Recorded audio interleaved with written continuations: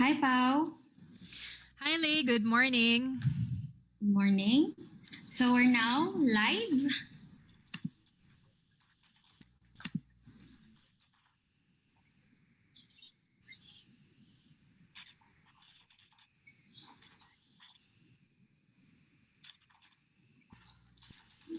So welcome everyone. How about Attorney Pao? You introduce who's gonna be with us for this morning. Thank you, Lei. Good morning, everyone. Of course, I'd like to introduce Miss Lei Obdinalia, who is the Philippine Red Cross officer in charge for communications. Myself, I am Pauline Caspillian Arce, or PAO, and I am the Southeast Asia Disaster Law Advisor for IFRC, and we are co-moderating the launch of the World Disasters Report 2020 for the Philippine Red Cross and IFRC Philippine Country Office. And with us today are none other than the head of the Philippine Country Office of IFRC, Mr. Rob Kaufman, the Senior Policy Advisor for Red Cross and Red Crescent Climate Center and the Asia Pacific Focal Point, Ms. Donna Lagdameo. Hi, Donna. And we have our special guest from the province of Albay, Municipality of Libon. We have the Municipal DRRM Officer, Mr. Ian James Siciliano. Hi, Ian. And we have as our main coordinator for this event, Mr. Seth Sarmiento, the IFRC Disaster Management Officer in the Philippine Country Office. Back to you, Lei. Okay, so let's start the ball rolling. So for the first part of this launch, I'll just go by a quick rundown of what you'd be expecting for this live launch of the World Disasters Report 2020. So the first one would be the introduction of the guests and the theme of the WDR 2020, and then the objectives of the WDR launch, and a short message and the message from the IFRC Philippine Country Office Head, Mr. Robert Kaufman, and an interview from the LDRRMO of Libon Albay, Mr. Ian Siciliano, and of course, the recommendations from Ms. Donna Lagdameo. So the first, let's just run through the objectives of these launch or these launch events. So the aims of the launches are, first, profiling IFRC and national societies as experts on the humanitarian impacts of the climate crisis with experience-based insights about what we can do or what can be done to reduce risk, prepare for and respond to the changing face of climate and weather-related disasters. Second is to build new relationships, including actors we haven't worked with before, in particular those in the development and climate environment fields. For example, the department's ministries for climate change and or environment. Third, influence national conversations to encourage positive change in governmental policy and budgeting. This will, of course, depend on which of the issues and which of the objectives or recommendations from the WDR are the most relevant to a given context. Fourth, influence specific global conversations including those around implementation of the SDGs, the role of humanitarians in climate action, and the use of humanitarian development and climate funding to address the risk of climate and weather-related disasters. And last, to encourage skilled up collaborative climate action, especially to ensure progress at the local and community level. So those are the overall objectives of the 2020 WDR. So let's now go to the next part of this program. Attorney Pao. Thank you so much, Lei, for giving the rundown of our program objectives. And just to emphasize that the title of the 2020 World Disaster Report of IFRC is Come Heat or High Water, which is tackling the humanitarian impacts of the climate crisis together. And as Lei mentioned, we really want to reach out to all of the very vulnerable communities, not just in the Philippines, but worldwide, so that they will understand what we're trying to do to address the increasing gaps and challenges in climate-related disasters. And we don't need to go far. Right now in the Philippines, we're really experiencing a lot of weather-related disasters. We've had two typhoons, Typhoon Rolly and Typhoon Ulysses, in this month alone. And this World Disasters Report really wants to get us together and understand what we can do, both with our governments, with the Red Cross, Red Crescent national societies, with our local governments and local NGOs, to understand how climate change is impacting the risk of disasters, which is different from what we had before and will definitely be different in the future. And without further ado, I would like to introduce now the head of our country office, who just arrived in the Philippines a month ago but has hit the ground running. Mr. Rob Kaufman, could you please share your message for the Philippines and our global audience for today? Thank you. Thank you so much, Pao and Lei, for giving me the chance to share a bit about what the International Federation of Red Cross and Red Crescent Societies and its members in 192 countries around the world are doing and urging others to do to help fight the climate crisis. It's a really important moment. You know, there are only a few things that are certain in this world. Where I come from in the United States, we had a saying that the only things for sure were death and taxes. But in truth, there's a third. And that third is climate change. We know it for sure. It is a certainty.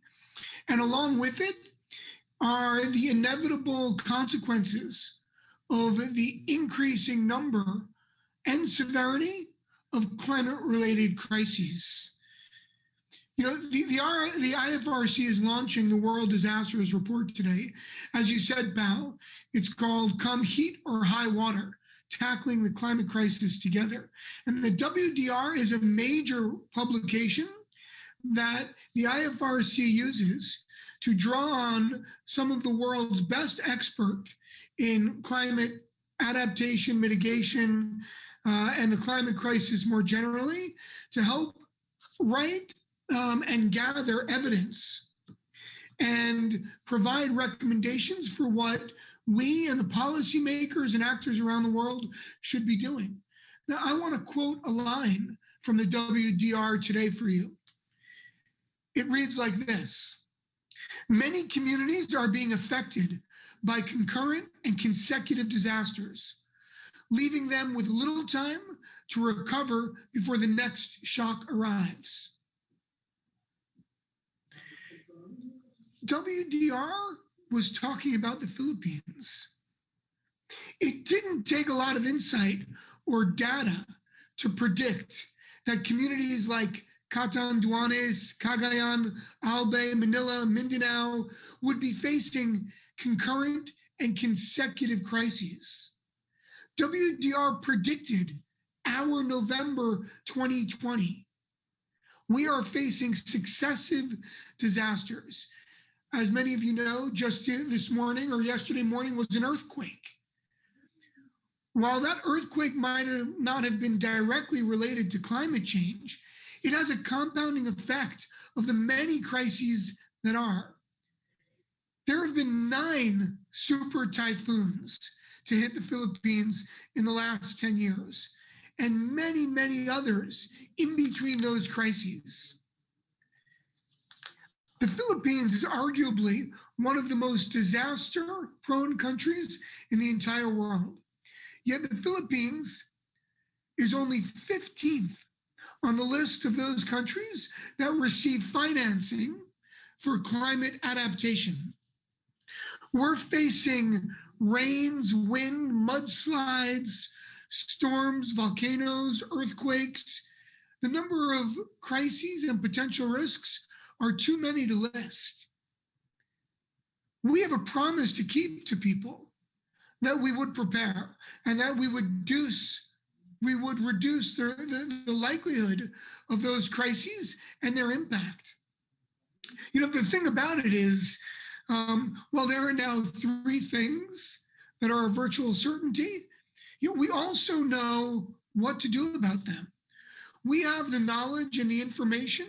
We have the ability to predict the crises, and in many cases, the geography of where these crises are going to hit. And there's also enough money in the system to help prepare for, mitigate, and respond to these crises, to save lives and to reduce the consequences. Yet a lot of it's not happening. Money is going to the wrong places sometimes and for the wrong things.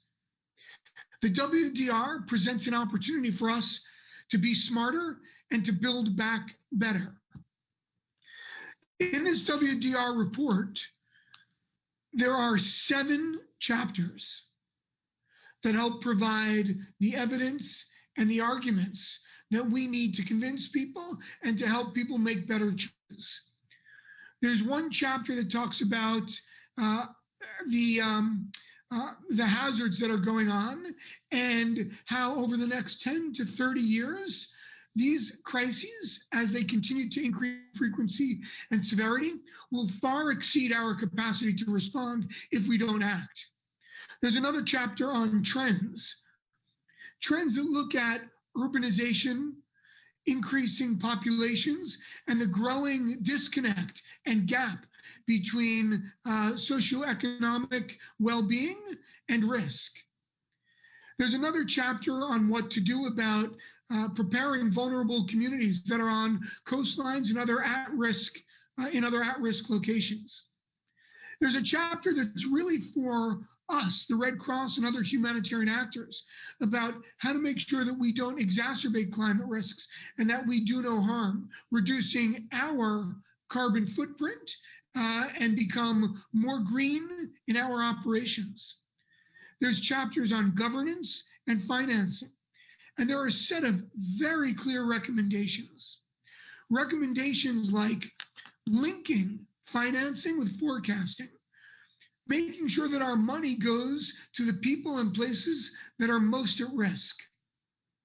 There are recommendations on infrastructure, how to build climate-safe schools.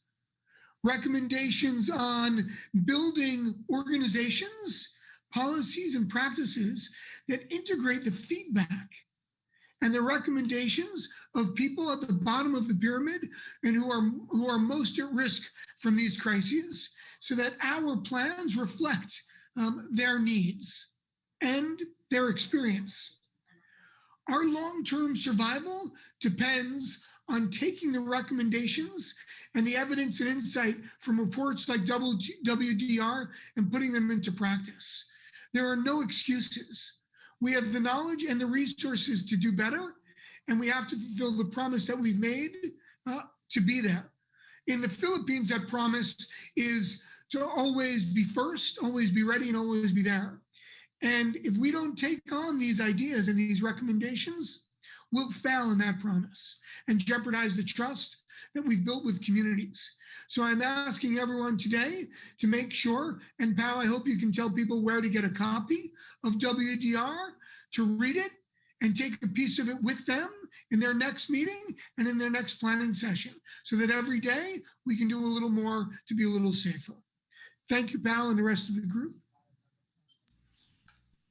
Thank you so much, Rob, for that very important message and a really quick overview of what's inside the World Disasters Report. The link for the WDR 2020 will be flashed to this on the screen after the main launch. So I will now turn over the floor to Lei for our next guest. Thank you so much, Rob. Thank you so much, Attorney Pao. Thank you so much, Rob, for that very wonderful message. Our next guest will tell us more about the impact of what happened during Typhoon Rolly and Typhoon Ulysses on the community of Libon. So he's going to be sharing the effects of the two consecutive typhoons which hit their community. And he is the Municipal Disaster Risk Reduction and Management Officer of the Municipality of Libon, Province of Albay, and a Young CEA Leaders Initiative Academic Fellow on Civic Engagement at the University of Massachusetts Donohoe Institute for Fall 2017, and a Young Leader Participant to the Regional Revitalization in Disaster-Prone Areas of the JICA Knowledge Co-Creation Program in 2016. He is currently the Secretary of the Local Association of DRRMOs of Albay and one of the regional focal points for Asia of the United Nations Major Group for Children and Youth for Disaster Risk Reduction. So without further ado, let me hand over the floor to Mr. Ian Siciliano, LDRRMO of Libon, Albay. Hello po. So, Miss Pauline? Hello? Can you hear me? Hi, Ian. Hello po. Kumusta ka Can dyan? you hear me? Okay naman po. Medyo it's sunny now, but there are still areas in Libon which are still flooded because of the typhoons. Actually, it's not two typhoons, it's three. It started from Quinta, which is Molave, and Rolly, and Ulysses, all in just 3 weeks. So it seems that you're becoming a favorite of our. Well, there's no such thing as a natural disaster. So what do we call it? Hazards. It's a hazard. Yeah. It's a natural hazard, and I'm really thankful for the time that you've shared with us this morning. I know you're very busy. You're doing all of the together with your team in Libon. You're doing the rapid damage and needs assessment, and we would like to take this opportunity to ask you how what is your perspective, given that the theme of our World Disasters Report is the impacts of climate change, the humanitarian impacts of climate change on disasters. Could you tell us more about your experience? Obviously, this is not normal. Three typhoons in 3 weeks is not normal. Yes. What can you say about this? How have you seen the families and the communities affected in Libon, the Libongeños, right? Yes. Well, I can say po no, with the three typhoons in just 3 weeks, it's this is the most tiring typhoon operations I've ever had in my life as a DRRMO for 7 years, and Super Typhoon Rolly was the worst typhoon that I've experienced in my life, not just as a DRRMO. Right now, we still don't have electricity. It's taking time. We were hit November 1, but we still have don't electricity until now. We're starting to recover, but we really need help because we have a lot of damages that we have incurred due to Super Typhoon Rolly. Well, our agricultural damages was worth. We were really hit severely in agriculture during Typhoon Quinta. That was Molave. That's around October 25. And then a week after, we were hit by Super Typhoon Rolly, and almost 50% of our houses in Libon have damages. So imagine half your population have damaged houses. Some of it are totally damaged. So they are still technically evacuating in their relatives or some of our public evacuation centers. So yeah, it's really hard because our houses and our food source, our livelihood source are damaged.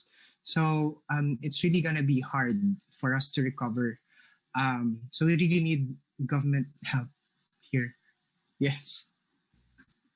I'm sorry to hear that, Ian, about the challenges, especially that the families are still displaced as of now, Yes. and Yes. that took to on top of that is the COVID-19 pandemic. So I know Yes. it's extra challenging for your team and for the families.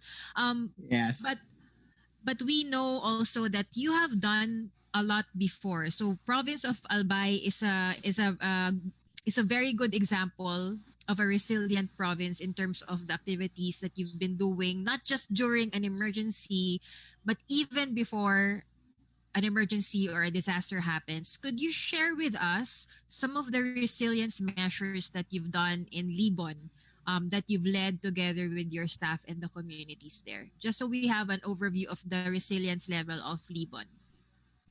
Yeah. Well, I think the very important thing that Alboyanos practice is the preemptive evacuation. That's why we achieve zero casualty most of the time. Well, in Libon, for the three typhoons, Quinta, Rolly, and Ulysses, we don't have casualties. So we are really very thankful for that. Sometimes I tell some of our residents that it's okay that we have damaged houses as long as everyone's alive and everyone's safe. Just to say a little comfort, but of course, if you have a damaged house, it's really going to be difficult. Well, I think one preemptive evacuation is one of the best practices that we are doing here in the province. So it doesn't just happen in one night because we are frequently visited by typhoons.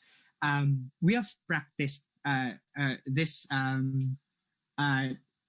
best practice. So, but for us to achieve zero casualty, we need quality and reliable early warning system, which is thank you for Pag-asa and other bureaus attached to it because they've been giving timely information and it is what we use to communicate to our residents. Aside from early warning, we have communication and information protocol that reaches up to the households, which is very important because you have to let them know the risk so they will know when and how they will act. And then yeah, with early warning, communication protocol, we do preemptive evacuation. So we evacuate our residents before the typhoon hits. So for example, it's going to hit early morning tomorrow. They have to be evacuated now at 4 p.m. or 5 p.m. as long as there's still light because we don't do rescue operations here in the province of Albay because we cannot risk the lives of our rescuers, especially if it's in a very critical situation. So, well, aside from preemptive evacuation, I think Albay and Libon has been working on, we already have existing infrastructures that are typhoon resilient and are for our flood protection, but it's not enough. It's not enough. Some infrastructures are already old, some are substandard, or some are enough for the forecast this decade, but on the next 50 years, it's not. It cannot withstand the probabilistic forecast of amount of water that will fall during typhoons or how Mayon volcano will behave or will erupt. Yeah, we also have existing evacuation centers that we use, but it's still not enough. Yeah, so we have existing infrastructures, but it has to be improved.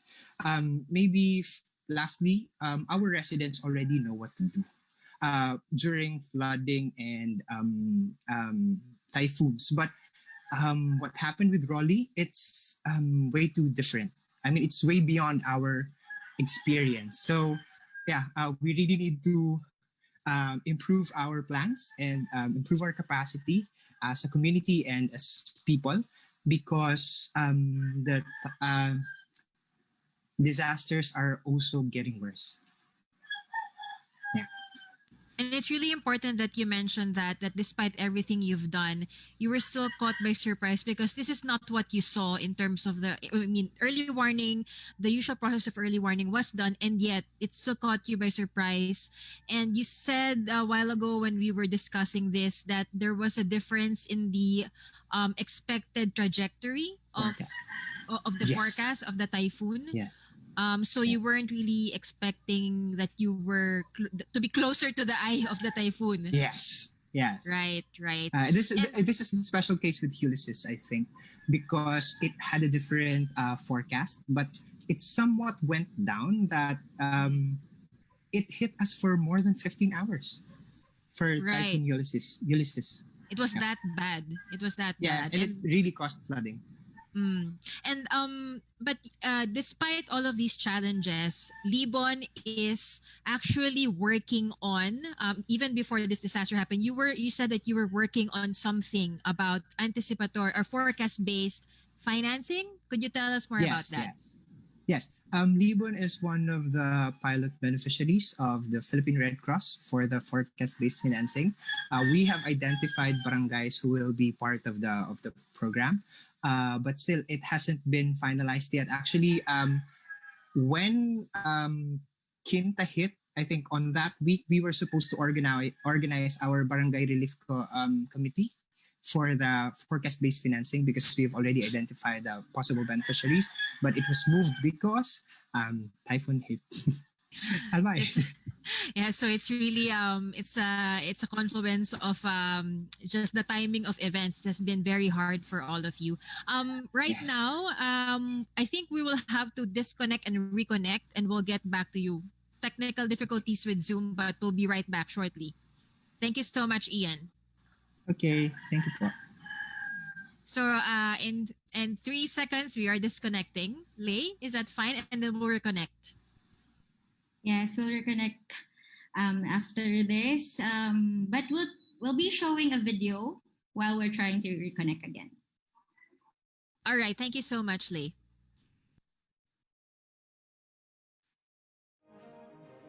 We really want to do something to ensure the safety and inclusion of all our people before, during, and after disasters, and make sure our institutions and systems are disaster and climate proof.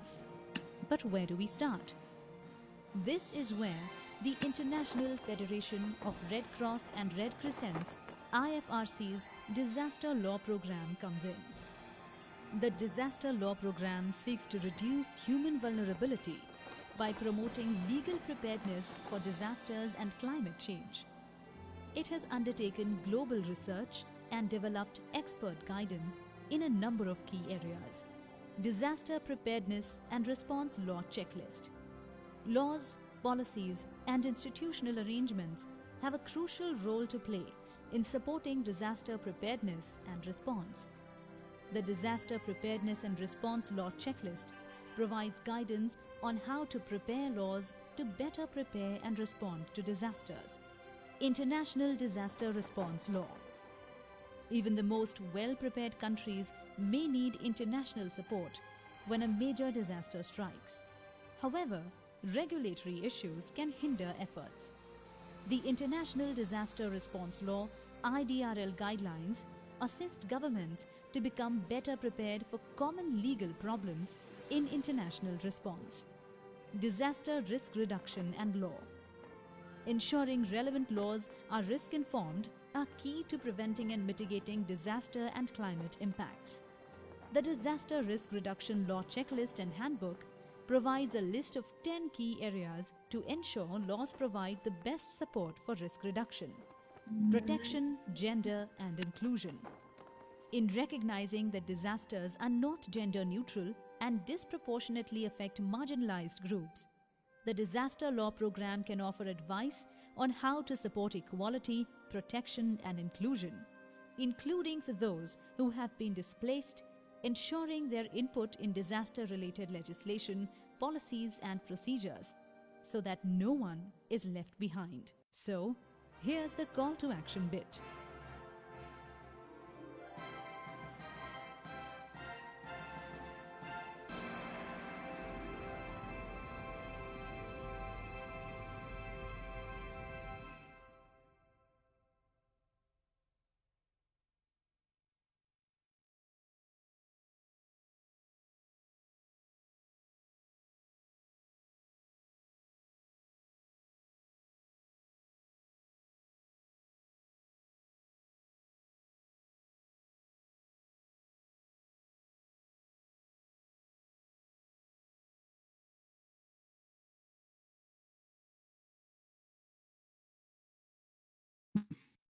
And we're back.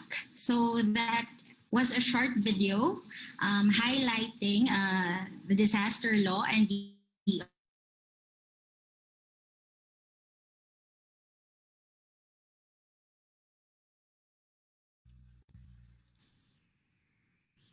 And we're back. So that was a short video highlighting.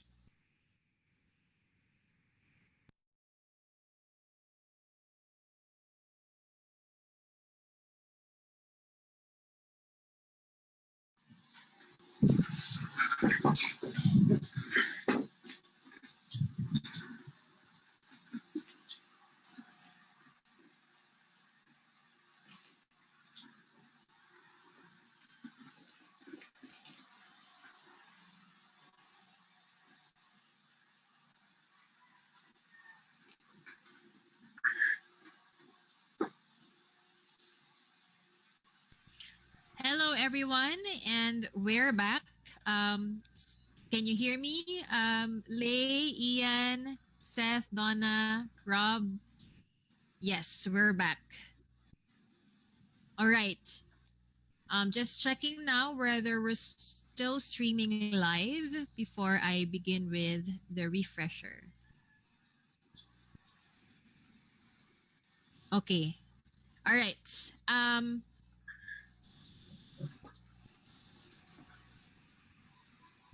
Hello, everyone, and we're back. Can you hear me? Lay, Ian, Seth, Donna, Rob. Yes. All right. Just checking now.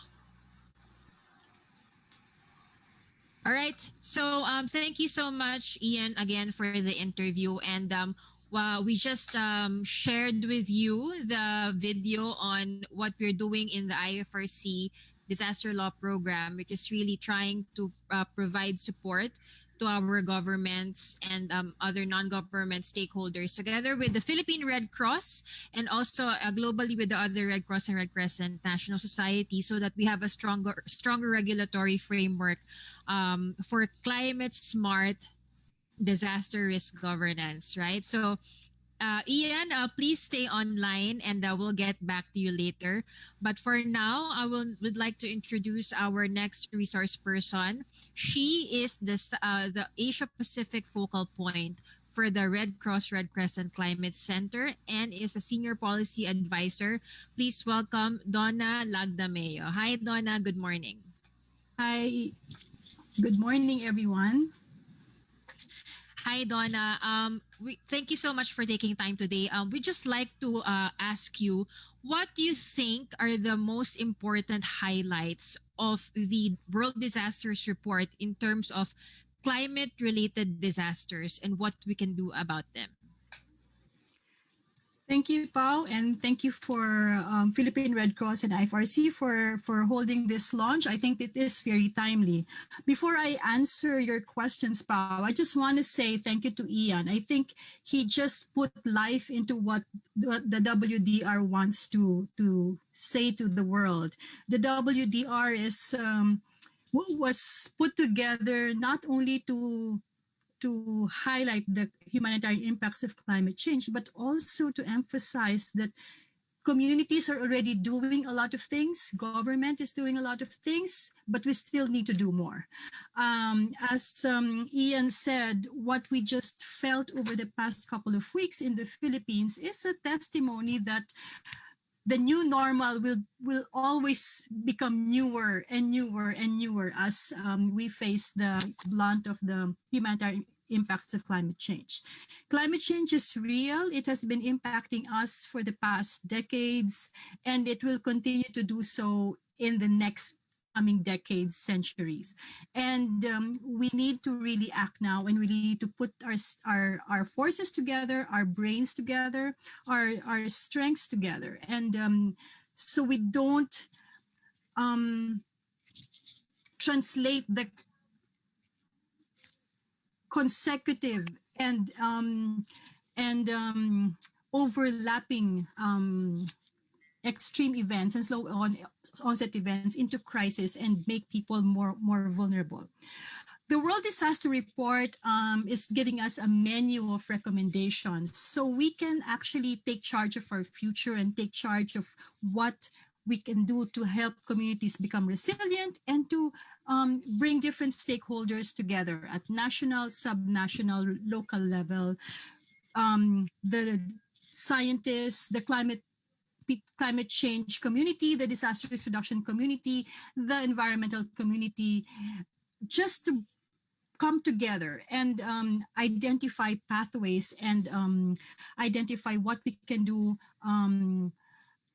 today, tomorrow, and the future. Rob already gave us a rundown on the key actions that the World Disaster Report is recommending for the entire world to help us address the humanitarian consequences of climate change. I want to build on that and link to what Ian said, that really what we need to do right now is to bring formal and non-formal approaches. We have to combine the systemic changes and also ensure that communities have the capacity. Communities understand and communities are able to act based on forecasts. It's not just about having forecasts and not about tracking the typhoon, but ensuring that communities are able to move and communities have options to move when the typhoons are already arriving and hitting ground. The World Humanitarian Report also highlighted a lot of good practices, a lot of already happening approaches in terms of resilience building. It emphasized the work of Partners for Resilience, for example, and how it is bringing together the different sectors and the different stakeholders, bring together DRR, climate change, and environmental management and restoration. It also emphasized what Paula said earlier, the importance of policies, the enabling environment, and ensuring that these unlock opportunities and gives us the ability to actually change the system, tweak it so we can become more responsive to the needs of the time. The World Disaster Report is timely because climate change is not just real, especially for the Philippines. Climate change is personal. We have all experienced, most of us are based in Manila, and I'm sure all of us experienced the fear that night when it hit Manila. More so what Ian and the colleagues in Bicol and Catanduanes and all other areas experienced. It's a reminder that we need to act now, and we need to really sit down, analyze, and see what we can do together and what we can the small and the big steps that we can do to build resilient communities, to make sure we bring together disaster risk reduction and climate change adaptation, and also to make sure that each of us are putting our strengths together and also having a role to play in addressing the humanitarian impacts of climate change. Thank you, and I think this is good to always keep on reflecting. We feel we know already what to do, but surprises come, and let's not allow the surprises to turn into disasters. Thank you, Pao. Thank you, Donna. So that's a very important message of the WDR 2020. Let us not be surprised again by the disasters that are becoming stronger and more frequent, and we can actually do something about it now, whether with our communities or with our national level legislators. So a lot of that has to do with funding as well, and also making sure that our local staff and volunteers are well capacitated and trained and understand the impacts of climate change on disasters. Now, at this point, we are receiving some questions from our guests and in the Facebook Live session. And there is one question from Miss Somin Bay. Her question is, we are currently suffering from an extreme crisis brought by the pandemic, as well as from the damages that typhoons have caused. Our government is also having a hard time dealing with both at the same time. We have limited evacuation centers And this is where a huge number of affected citizens are placed for the meantime to ensure that they are safe, but physical distancing is very difficult. And it's difficult to prevent the spread of COVID because sometimes the health protocols aren't followed. So her question is, may I ask for an expert opinion on how local government units can deal with this situation?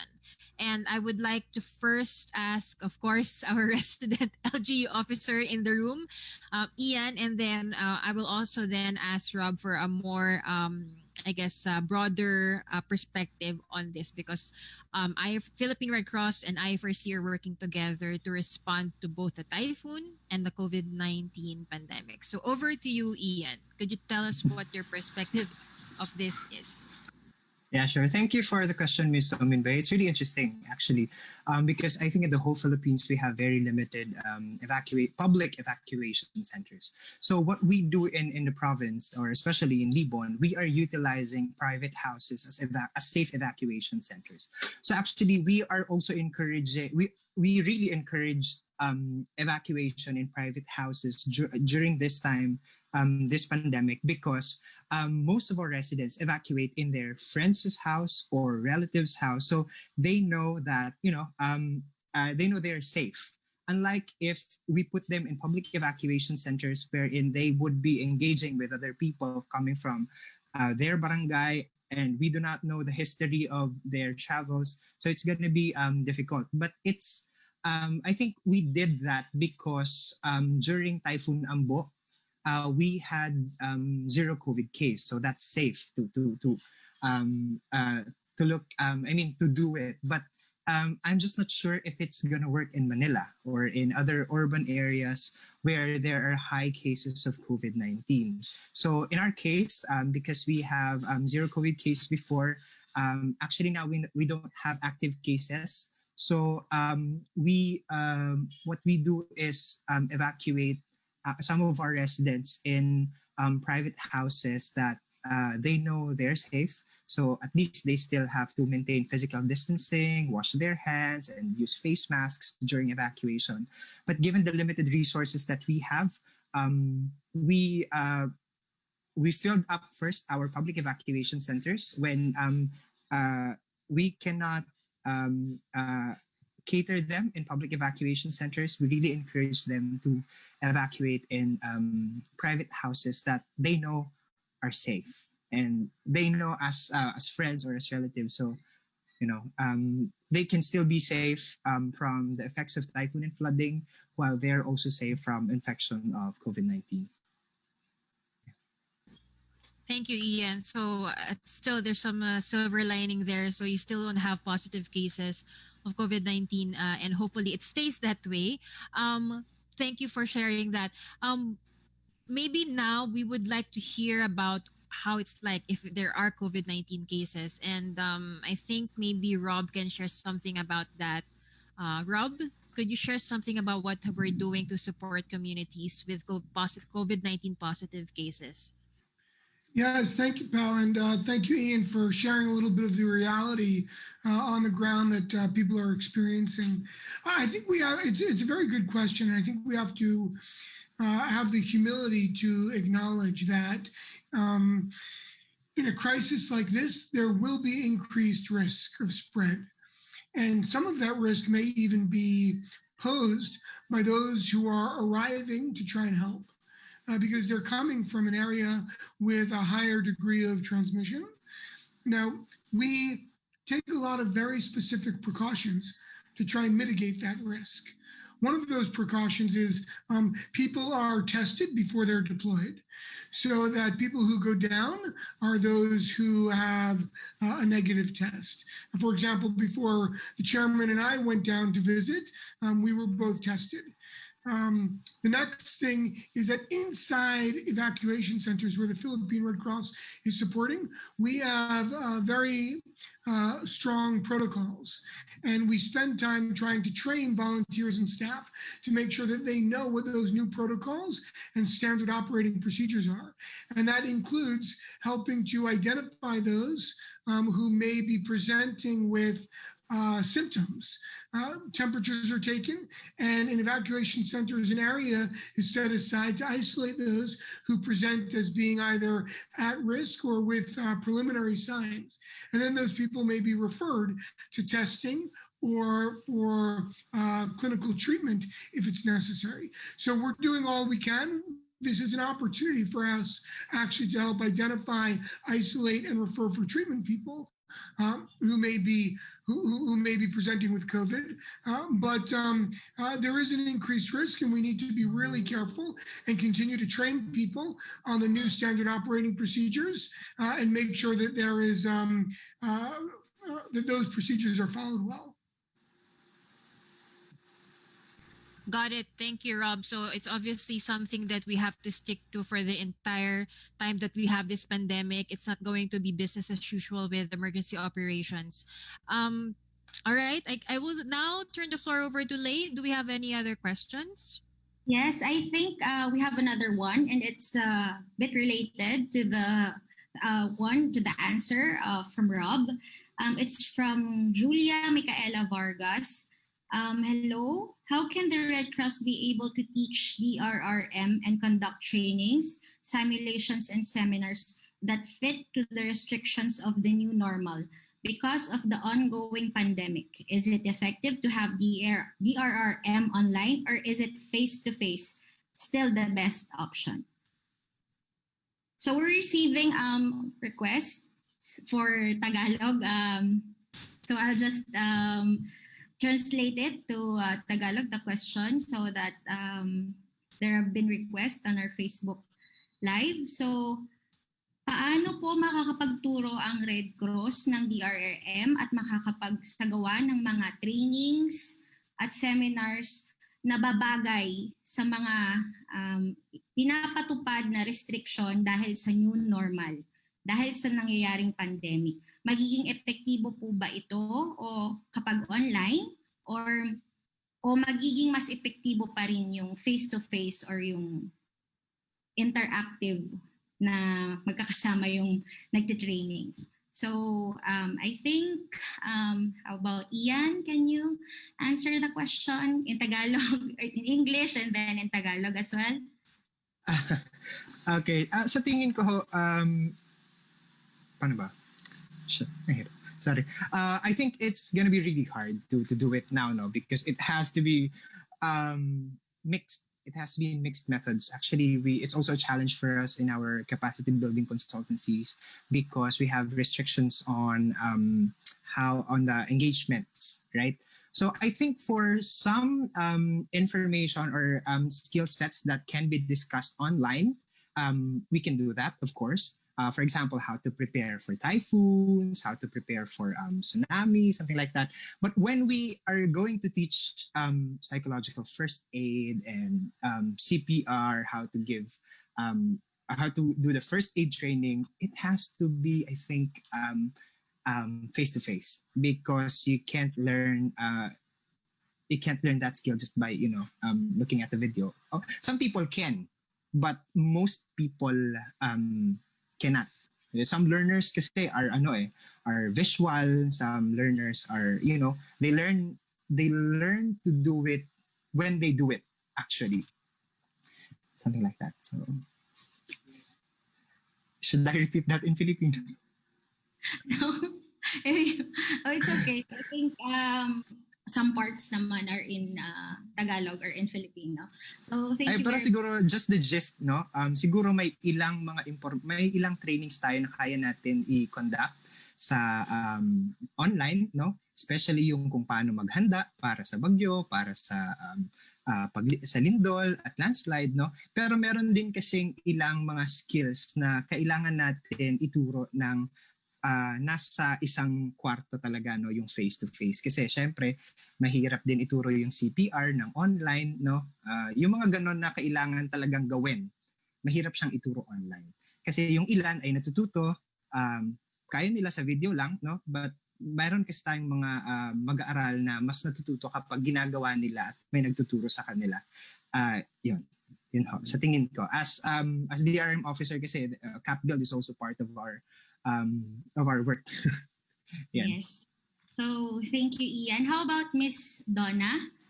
Meron po ba kayong gustong i-add or idagdag sa naging sagot ni Ian? Actually, konti lang yung idadagdag ko. Tama po, no? Ang pag-aaral, ang training ay hindi po natin pwedeng ipagsabay sa habang tayo ay nakaharap sa disasters. Pero marami pong mga online materials na pwede ninyong kunin, pwede ninyong tignan. At isa po dito ay ang especially in terms of paano po tayo ano yung actions na pwede natin gawin alinsunod sa mga ang hirap ng Tagalog. Para po matugunan ng mga impacts ng climate change. At ito po ay isi-share po natin yung isang link doon sa ating pong mga tagapakinig. Ito po ay isang compilation, the Climate Training Kit ng Climate Center. You can use it, it's online, and you can easily access it for information and for actions on what to do, especially on the climate side of things. But of course, it is, as I agree with Seth, that it's highly recommended to do this together with the practitioners and those who are in the field and those who are also specialists in the area. So in the meantime, we can access that and see what else can be of use to your needs at the community or at the government level. Thank you so much, Ms. Donna. Medyo challenging yung mga terms natin to say or to translate in Tagalog. But then, syempre gusto natin na mas maintindihan ng mga tao na nanonood, na nakikinig yung mga in-explain natin. So, we're really trying to put our best effort to make it more understandable and relatable. If not through Tagalog, but by examples. So, we cannot accommodate any more questions, right, Attorney Pao? So as much as we want to entertain more questions, we only have limited time for this session. So, but you can message the Facebook of the Philippine Red Cross for any additional inquiries or questions. We will answer. We will try to answer either message or you comment under this video. And how about the IFRC, Attorney Pao? Thanks, Leia. Sorry that we don't have enough time to answer all of your questions, but we really had an interesting discussion now, getting perspectives from Municipality of Libon and also from the technical teams of IFRC and Philippine Red Cross, and getting a national perspective. So now that we're wrapping up our launch of the World Disasters Report, may I now call on Rob to give his last message to all of the audience watching right now. Thank you so much. I want to take a moment to acknowledge and really appreciate the experts, Donna, Seth, Ian, Miguel. Really, your contribution to this conversation is incredibly valuable. To hear people who have been so thoughtful about what the challenges people are facing every day and think so deeply about what to do about it is really inspiring. And I believe that the insights of people like you are captured in the WDR, along with data and stories of experts from around the world. And I really want to urge people to see WDR as a resource, a reference tool for them in their engagement and in their personal process of thinking about what to do and how to think about the enormous challenges that climate change provide, the enormous challenges that climate change has for all of humanity, both in its collective and as individuals. Come heat and high water is an incredibly valuable resource that for the next 2 years, we should carry with us. When we meet with parliamentarians, congressmen and women, supervisors, managers, and we're trying to make the case about how to build back better and how to be smarter. The answers are in there. And now it's up to us to help make the case. So thank you, Pal and Lee, for the chance to share and to raise awareness, and appreciate very much your effort and your support in facilitating this dialogue. Thank you so much, Rob. And Donna, do you have any last important message you want to share? Thank you, Pao. Just quickly, I echo what Rob just mentioned. Do use the World Disaster Report. It is an inspiration. It will provide inspiration on what we are already doing. It will give us a reminder of the reality of climate change, but it also will remind us that we need to act now, and we need to really focus on communities' needs. We need to bring science along in the way we do things, and we need to ensure that local actors have an important role. And last but not least, we need to work together. Risk governance will help us address these consequences, but we cannot do it alone. We need everyone's hand on deck, and we need everyone's strength to actually help us become resilient all the way from now and in the future. Thank you so much. Thanks, Donna. And last but not the least, Ian, what do you want to say to our audience today? I think all LGUs have to read the World Disaster Report, because we also have to anchor our plans and efforts to this, because this is an important document. Lastly, I think vulnerable communities like us really need help in preparing for hazards through the support of government and non-government organizations.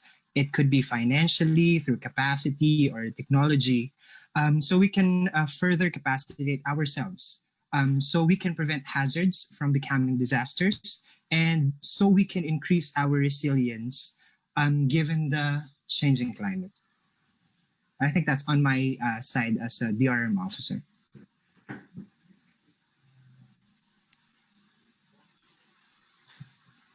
So thank you, Ian.